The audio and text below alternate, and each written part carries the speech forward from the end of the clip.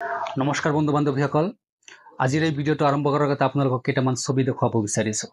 বেকগ্ৰাউণ্ডত যিবিলাক ছবি আহি আছে আপোনালোকে নিশ্চয় চিনি পাইছে। This is one of the best cities in the world. United Arab আমিৰাটৰ এটা মডাৰ্ণ চিটি ডুবাই, যিটো যোৱা 10-20 বছৰত যেনেকুৱা ৰেপিডলি গ্ৰ'থ হৈছে, সেই চিটিত হঠাতে এই এপ্ৰিল মাহত এনেকুৱা বৰষুণ, এনেকুৱা নেচাৰেল কেলামিটিছ, এনেকুৱা ডিজাষ্টাৰ আহিছে, আপোনালোকে চাই আচৰিত হৈ যাব। মানুহবিলাক কেনেকুৱা ককবকাই আছে, কেনেকুৱা অৱস্থাত আছে, হঠাৎ এনেকুৱা নেচাৰেল চেঞ্জ কিয় আহিছে, এই বিষয়ে আজিৰ ভিডিঅ'ত অলপ আলোচনা কৰিম। আমি সকলোৱে জানো যে প্ৰত্যেক বছৰ দিনে দিনে আমাৰ কি হৈ আছে, গ্ল'বেল ৱাৰ্মিঙৰ প্ৰভাৱটো বেছি বেছি পৰি আছে। ৱাৰ্মিং বাঢ়ি আছে, মেৰু অঞ্চলত বৰফ গলি আছে, আৰু কিছুমান কি হৈছে, গছ গছনি অত্যাধিক কটাৰ বাবে আমাৰ ক্লাইমেট চেঞ্জ হৈ গৈছে।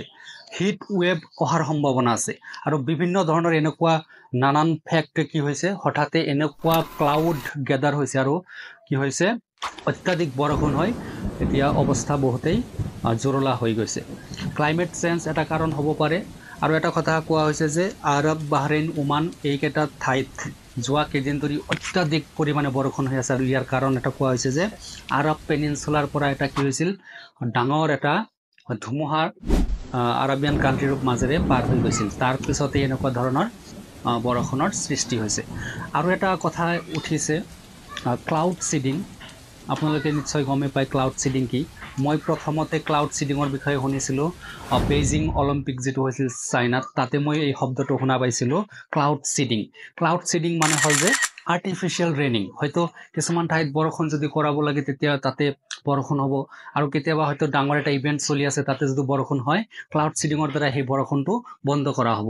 এনেকুৱা লেভেলৰ আৰ্টিফিচিয়েল কাম যদি মানুহে আৰম্ভ কৰে, হয়তো এনেকুৱা নেচাৰেল ডিজাষ্টাৰ আমাৰ আহিবই। গতিকে আমি বহুতো সাৱধান হ'বৰ হ'ল।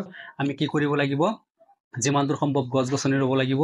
প্ৰকৃতিৰ বিৰুদ্ধে আমি কেতিয়াও যাব নালাগে। প্ৰকৃতিৰ বিৰুদ্ধে গ'লে আমাৰ কি হ'ব, ডেষ্ট্ৰয়টো একদম পাৰ্মানেণ্ট। আমাৰ ডেষ্ট্ৰয় এনেকৈয়ে হৈ যাব।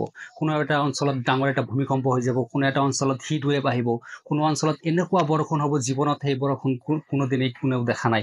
এনেকুৱা ধৰণৰ বানপানীৰ সৃষ্টি হৈ যাব, যিটো বানপানীৰ কাৰণে প্ৰত্যেকটো জীৱ জন্তু নাইকিয়া হৈ যাব। গতিকে উই শুড ৰেচপেক্ট নেচাৰ।